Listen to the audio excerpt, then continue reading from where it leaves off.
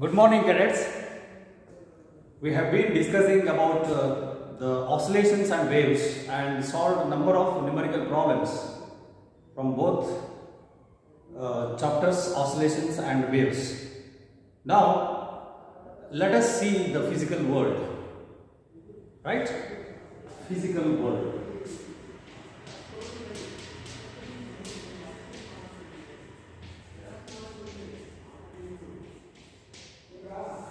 The physical world means whatever we see around us.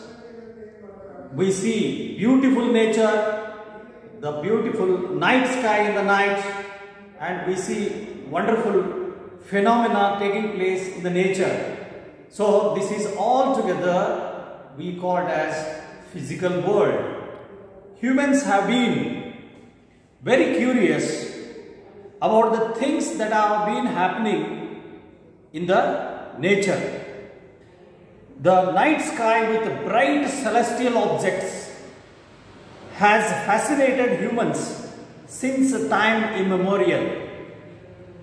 The regular repetitions of day and night, the annual cycle of seasons, the eclipses, the tides, the storms, cyclones, volcanoes, right? And then the formation of rainbow, blue sky, the blue color of the sky, white clouds, right? These have been always a source of wonder since time immemorial for the human beings. The world has an astonishing variety of materials and bewildering diversity of life and behavior. The inquiring and imaginative human mind has responded to the wonder and awe of nature in different ways. One kind of response from the earliest times has been to observe the physical environment carefully, look for any meaningful patterns and relations in natural phenomena, and build and use new tools to interact with the wonderful nature. This human endeavor led in course of time to modern science and technology. So we are just learning what is science and what is physics. We have been learning in branch of science about physics. We have learned about mechanics, study of motion, right? We have learned about gravitation, the phenomenon of gravitation. We have learned about the properties of the bulk matter, the properties of solids, properties of fluids, and then we have learnt about the thermodynamics, and finally we have learnt about oscillations and waves. This is part of very basic physics that we have learnt. So what are we learning in physics? What is physics? So you know, physics is a branch of science which deals with the nature and the laws of nature governing the natural phenomena. It is basically dealing with the nature and the laws of nature governing the natural phenomena, as we have discussed some of them just now. What is science? Science is a systematic body of knowledge, as you all know. It's dealing with the entire knowledge about the whole world, both living and non-living things. So science is a term taken from the Latin verb scientia, originated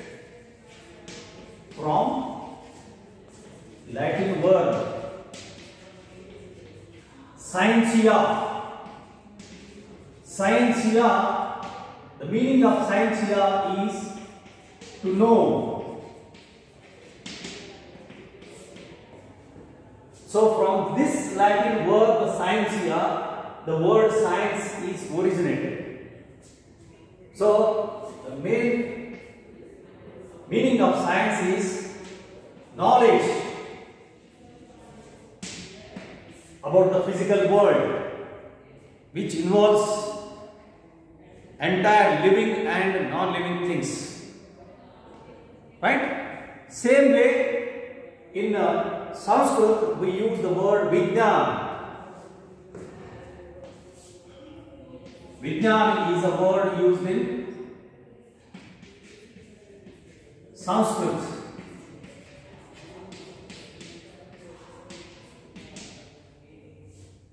Then ilm, I-L-M, is a word used in Arabic language.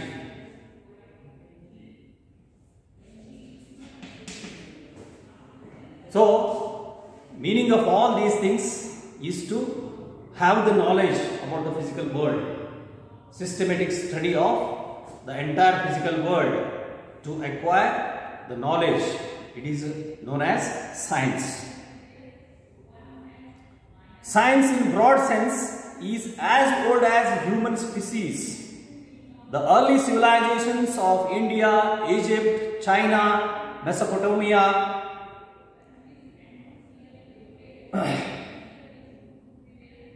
and many other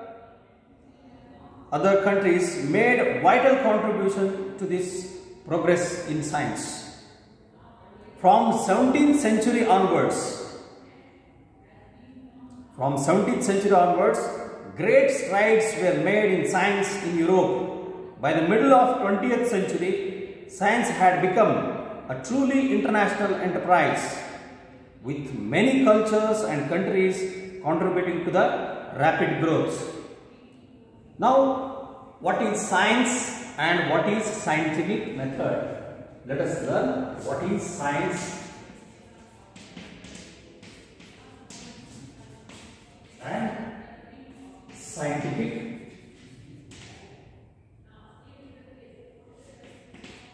method.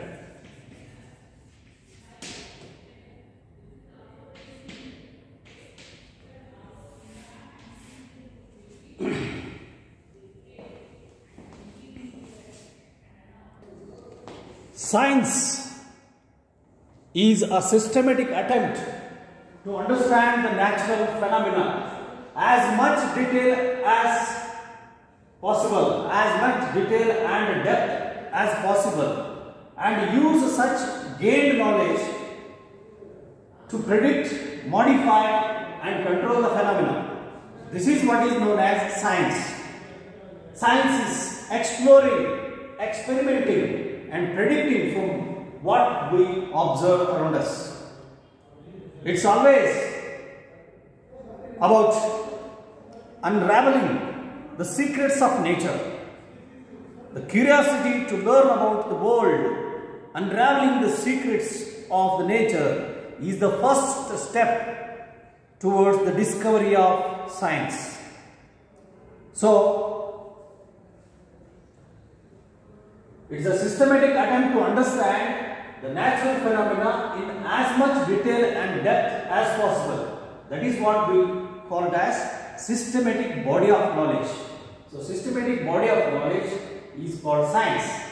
It's an attempt to understand natural phenomena in as much detail and depth as possible and use that gained knowledge to predict, modify and control the phenomena.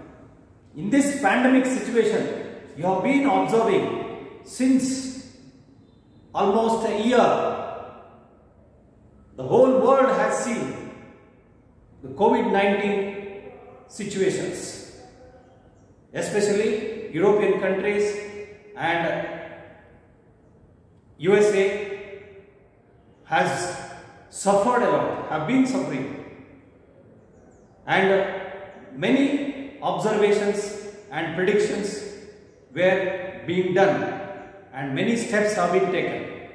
So it is understanding the phenomena in as much detail and depth as possible, and use that scientific knowledge to modify, to predict, and to control the situation. In this pandemic situation, our country has been a very good example among all the countries of the world.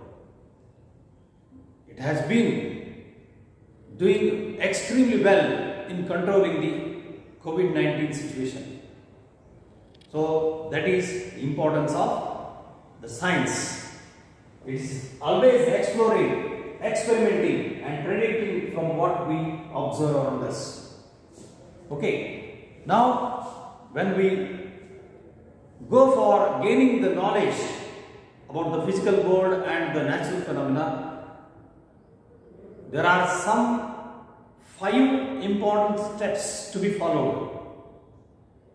They are called as steps of scientific method. Scientific method.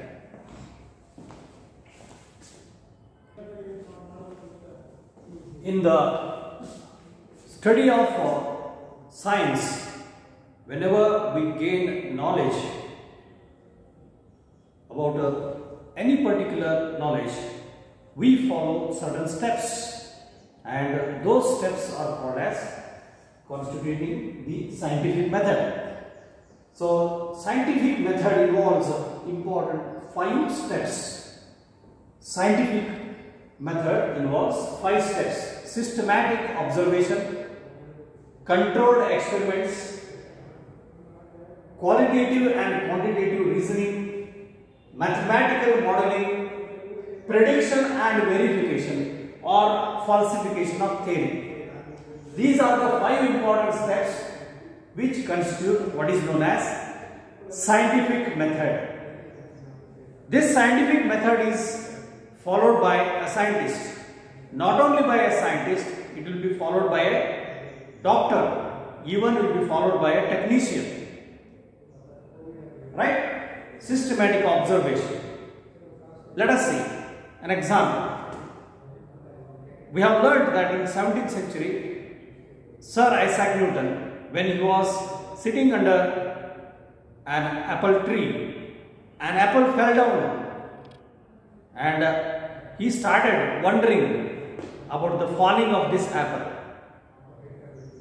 But common people, like anybody else, would have immediately picked up that apple and consumed. But Isaac Newton did not do so. He wondered why the apple has fallen down. So that is the first step, observation. Then he did certain activities. He threw the stone upwards, and it is commonly observed that the stone falls back to the ground. And he did number of experiments and activities. That is what we call as second step, controlled experiments. He did the experiments on the ground as well as the experiments in the laboratory. So that is what we call it as controlled experiments with certain conditions. That is what we term it as controlled experiments. Then he found out the reasoning why the apple has fallen down, why any object which is thrown up falls back to the ground. That is what is known as qualitative and quantitative reasoning. There should be certain factor which makes the stone or any object which is thrown up falls back to the ground. There must be some pulling factor by the ground. There must be some pulling force which will be acting on all the objects. So that is what we call it as reasoning. Quantitative. Quantitative means how much will be this force? Will it be same for all the objects? Will it be increasing for heavy bodies? Will it be decreasing for lighter bodies? That is what is known as qualitative and quantitative reasoning. And what are all the factors on which this force of pull depends? That is the meaning of qualitative and quantitative reasoning. And using all these controlled experiments, observations, controlled experiments and qualitative and quantitative reasoning, he could do formula. That is what we call it as formulating a statement with the help of mathematical equation. We call it as mathematical modeling. Finally, he wrote that the force of gravitation depends on the masses of the bodies. The force of gravitation, as you all know, already we have studied, it is a universal phenomenon. It is directly proportional to the product of the two bodies, between which there is always a force of attraction, and it is inversely proportional to square of the distance separating their centers. This is the mathematical modeling which he could not got it immediately. It is all because of systematic observations, controlled experiments with various factors, reasoning it qualitatively and quantitatively, and finally arriving at a mathematical modeling. And this was finally termed as universal law of gravitation. F is equal to G m1 m2 upon r square, which was very successful, and it is accepted as universal law of gravitation. And this law of gravitation has been valid macroscopical for all the macroscopical phenomena until the 20th century. But later on, at the end of 19th century, at the end of 20th century, you can say in the beginning of the 20th century, several questions were arised when the particles, subatomic particles, or at the level of molecular particles, this law could not be applicable to certain extent. So at the atomic level or subatomic level, this force of gravitation is not so successful. So quantum theory was developed later on to explain about the behavior of the subatomic particles. So Newton's law has got the limitation. That is what we call it as Newtonian mechanics. It has got a limitations. That's how further prediction and verification of the theory will be done. And later on, with different experiments and different observations, even falsification of the theory will be observed. Whatever the theory that is predicted will not be always 100%. It will be having certain limitations. And what are its merits and demerits will be discussed. Based on that, final verification of the theory will be done. This is what is known as the last step, that is verification, if possible, falsification of the theories. Okay, these are the 5 steps involved in scientific method. So we can say that there is no final theory in science, and there is no unquestioned authority among the scientists. As observations improve in detail and precision in the experiments improve, one has to account for those modifications. One has to account for those new results. That's how theories will be rewritten. To quote one more example, as we have studied in the introductory part of gravitation, it was Ptolemy, if you remember, P-T-O-L-E-M-Y,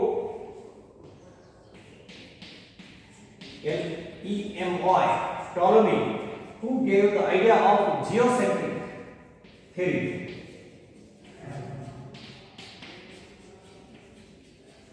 Based on the common observations, we all know that Ptolemy was a scientist who predicted that sun is the center and all the stars, planets, sun, all these celestial bodies revolve around the earth. Earth is the center. Geocentric means earth. Geo means earth, as we have studied already. geocentric theory states that all the celestial bodies, what we see in the sky, night sky, they all revolve around the earth. So earth is the center. So that was the first theory. But this thought process, this theory was carried for decades, several decades, and later on it was Nicolaus Copernicus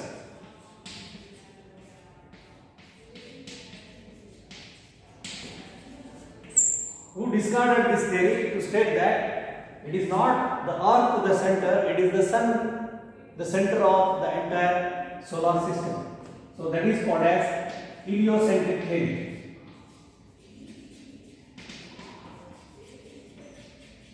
So geocentric theory was discarded. So when Copernicus stated this heliocentric theory, that sun is the center and all the planets revolve around the sun, and then he predicted about the orbits of these planets also, that these planets revolve around the sun in circular orbits.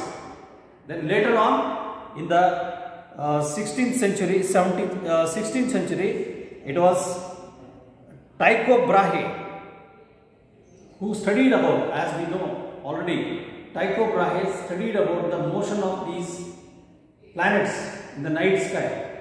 He spent his whole nights in the observations of these planets like the Mars, Jupiter, Saturn, Venus. Based on these observations, he collected certain data and had so many calculations. He is a student, as we have studied, Johannes Kepler.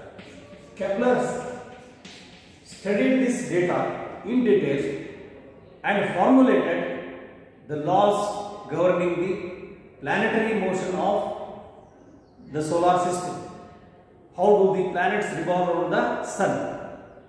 He stated that through his Kepler's laws, he said that the planets revolve around the sun in elliptical orbits. So they do not revolve in circular orbits, they revolve in elliptical orbits.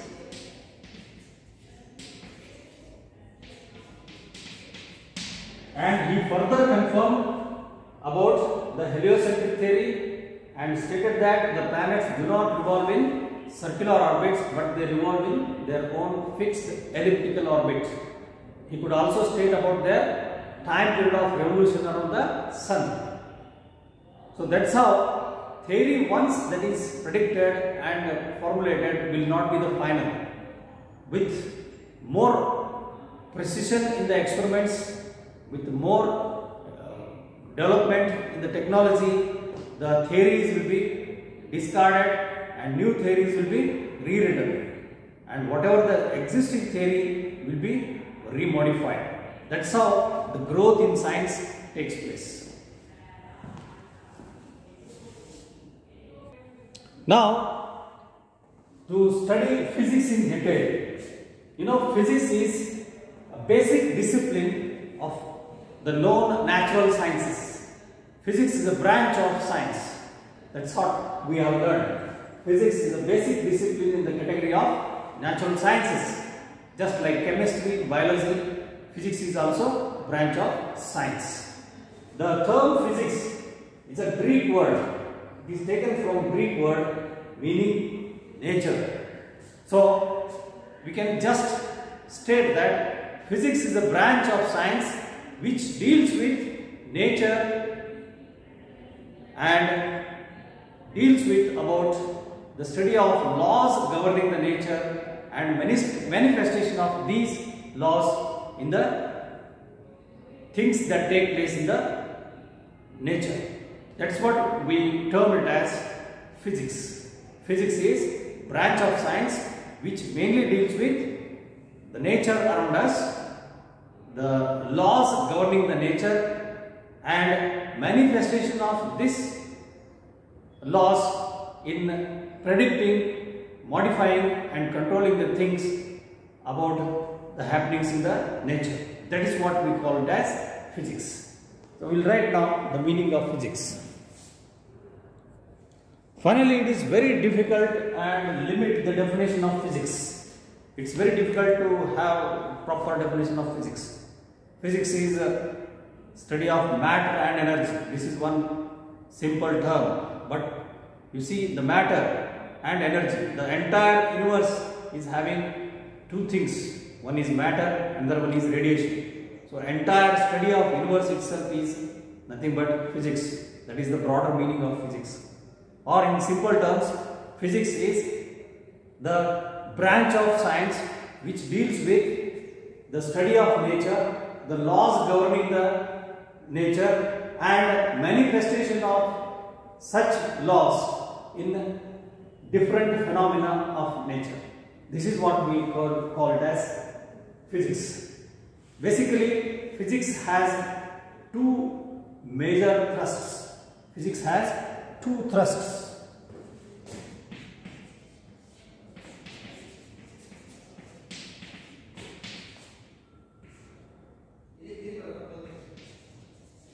Two major thrusts in physics. They are called one unification and another one reductionism.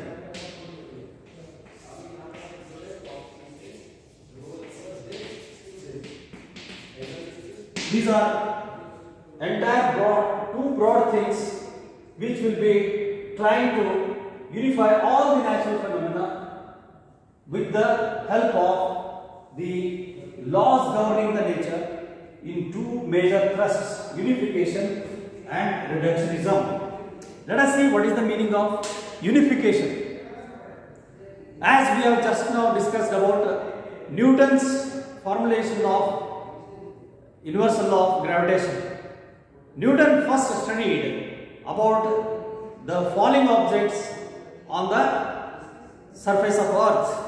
So he observed the terrestrial phenomena of gravitational activities. So he termed that it is the force of pull termed as gravity which is responsible for all the objects falling down to the ground. All the objects on the surface of the earth are acted upon by a force of pull called as gravity. And the same terrestrial observations were unified with the universal observations, meaning he could give the reason for the planetary motion around the sun, for the satellite motion around the planets. See, the planets revolve around the sun. It is also because of gravity and the gravitation. Gravity is related to earth. So he could unify the terrestrial observations with celestial observations. That's how he could apply this phenomenon of gravitation to the entire universe from the observation of the earth, that is from the terrestrial observation. So he could unify terrestrial and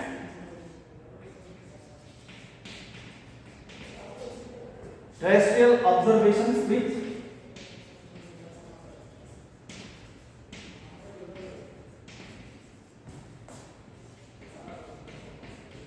celestial phenomena, and this is what is known as unification of terrestrial gravitation with universal gravitation. Finally, we termed it as universal gravitation.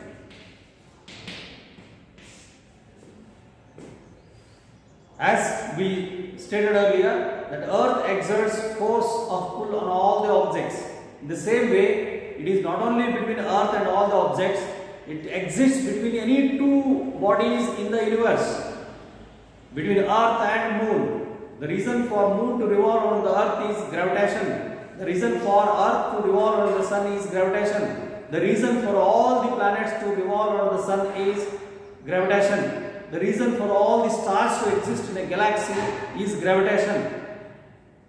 That's how he could unify terrestrial phenomena with celestial phenomena. That is one observation, that is one attempt called as unification of gravitational law, and further we term it as universal law of gravitation. Similarly, we have studied in our lower classes about the magnetism and electricity. Electromagnetic induction we have studied, and magnetic effect of electric current also we have studied. Oersted's experiment, that a current carrying conductor behaves as a magnet. When a current carrying conductor behaves like a magnet. If you bring just a magnetic needle, the magnetic needle gets deflected. If you bring a magnetic needle compass close to the current carrying conductor, it gets deflected even without any contact. So it is about the magnetic effect of electric current. In the same way, Faraday stated the reverse effect, that is electromagnetic induction. Electromagnetic induction states about the induction of current in a coil by the movement of magnet. If you take a coil and connect it to a small LED, if you just move out a magnet rigorously, current is produced. So an electric current can be produced with the help of magnet, and thus he could unify the magnetism with electricity. Unification of magnetism and electricity were done with the help of these Oersted's experiments and Faraday's experiments. It was Maxwell, you must remember the name Maxwell. Maxwell unified electromagnetism. So electricity and magnetism were unified.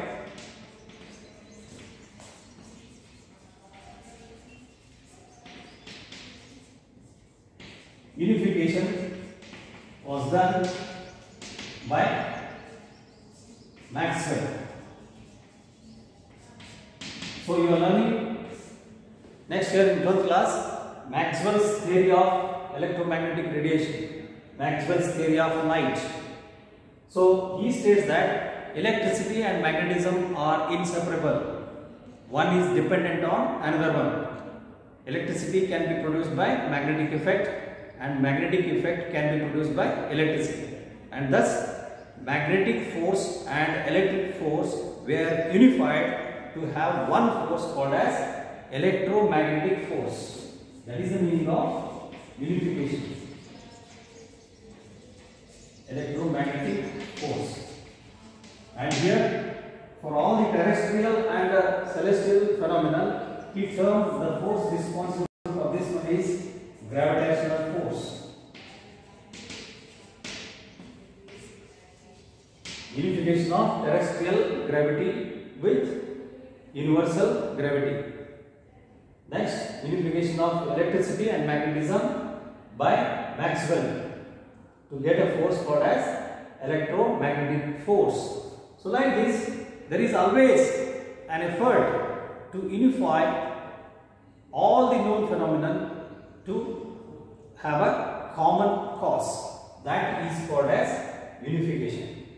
The next one is reductionism. Reductionism is another one which we are going from macroscopic aspect to microscopic aspect. We have already learned about thermodynamics.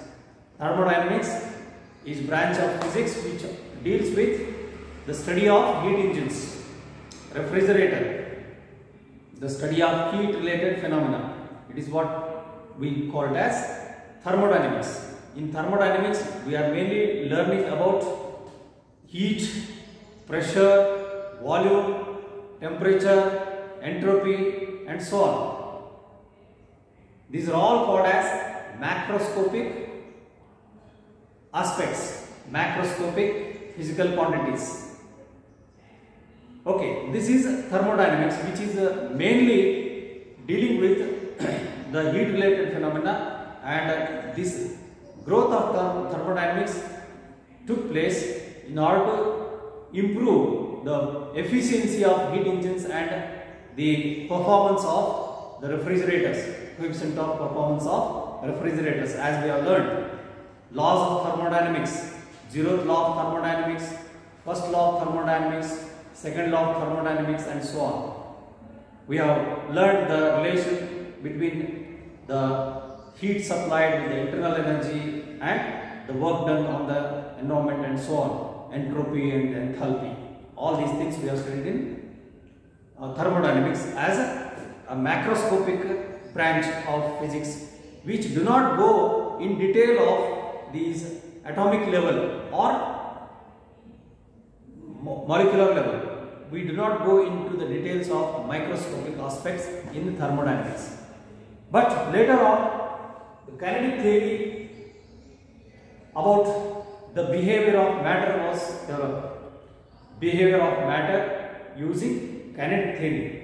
Kinetic theory of solids, kinetic theory of liquids, and kinetic theory of gases were developed, wherein these macroscopic phenomena, macroscopic physical quantities like temperature and pressure were mainly related with the kinetic energy of the molecules. Especially as we have learned, the temperature is the average kinetic energy of molecules. More the average kinetic energy of the molecules, more is the temperature. Less the average kinetic energy of the molecules, less is the temperature. That's how we go from macroscopic aspects like thermodynamics to microscopic aspects like kinetic theory of gases, kinetic theory of matter, especially solids and liquids, wherein we are going into the details of microscopic level like atomic and molecular level. That is the meaning of reductionism. Therefore, unification and reductionism are called as major thrusts in physics. Basically, we are learning entire physics through these major thrusts, which will make us understand the laws of nature clearly and easily. That is how we term them as major thrusts in physics. So, in the next we will learn about what all we learn in the entire course of physics. As I have told already, in class 11th we have learned about mechanics. Basically, we have learned about mechanics, gravitation, and then we have learned about thermodynamics. Mechanics is a branch of physics mainly dealing with study of motion. So, study of motion we have studied, and finally gravitation, thermodynamics and oscillatory motions. In class 12 we are learning mainly about electrodynamics, electrostatics, current electricity. Then we are learning about magnetism, then magnetic effect of electric current, electromagnetic waves, right? So these are all part of electricity and magnetism. That is what we call it as electrodynamics. Then we learn about optics, study of light, and we learn that light behaves like a wave, right? Until now we know that light travels in straight line. Then we will come to know in 12th class how the light bends, and we learn about bending of light and how light behaves like a wave nature of light, and we term that light is an electromagnetic wave, which was termed by this Maxwell. We learn Maxwell's theory of light, electromagnetic theory of light. We define light as an electromagnetic wave having a particular wavelength, range of wavelength and range of frequency. And then we learn modern physics, especially about atomic physics and nuclear physics, later on semiconductor physics. This is what we are learning in class 12, right? This is the entire scope of physics. In the next video we will learn about what are the main forces in this nature. There are 4 fundamental forces in nature. Okay, we will learn about those 4 fundamental forces in the next video. Thank you. Have a nice day.